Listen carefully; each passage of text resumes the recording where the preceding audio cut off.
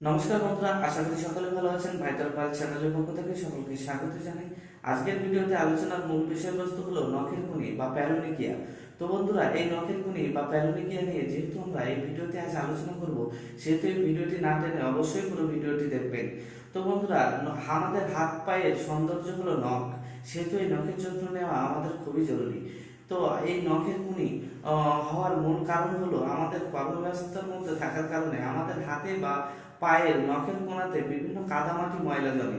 সেখান থেকে জমার ফলে স্টেপ্টোকক্কাস বায়োজেন বা স্টেপ্টোফলিওরাস ব্যাকটেরিয়া গ্রো করে আমাদের নখের কোণাতে নখের কুনি হয়।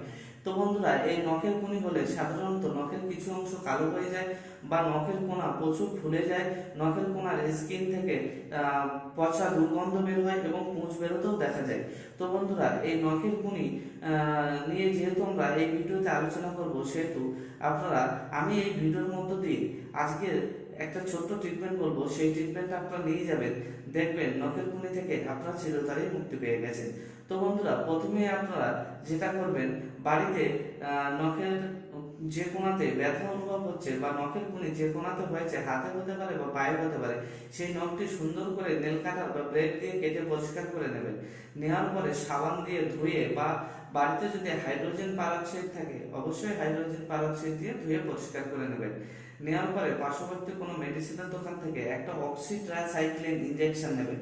নেওয়ার পরে একটা টিউব দিয়ে বা ড্রপার দিয়ে ইনজেকশন থেকে 2-4 ফোঁটা ইনজেকশন তুলবেন। তুলে প্রতিদিন দিনে দুবার করে 2 ফোঁটা করে যে নখের কোণাতে নখকুনি হয়েছে, অবশ্যই সেই নখের কোণাতে আপনারা 2 থেকে 3 দিন একটান দিয়ে যাবেন। দেখবেন আপনাদের নখের কুনি হওয়ার কারণে যে ব্যথা অনুভব হচ্ছিল নখের, বা নখের কোণা কিছুটা কালো হয়ে গেছিল, নখের কোণা থেকে পুঁজ বেরোচ্ছিল বা দুর্গন্ধ হচ্ছিল, সেইটা থেকে আপনারা পুরোপুরি মুক্তি পেয়ে গেছেন।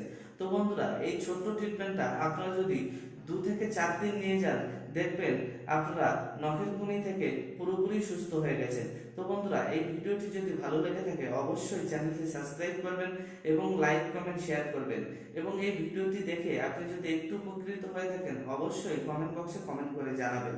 তো বন্ধুরা, সকলে ভালো থাকবেন। পরবর্তী টাইমে নতুন ভিডিও নিয়ে আবার দেখা হবে।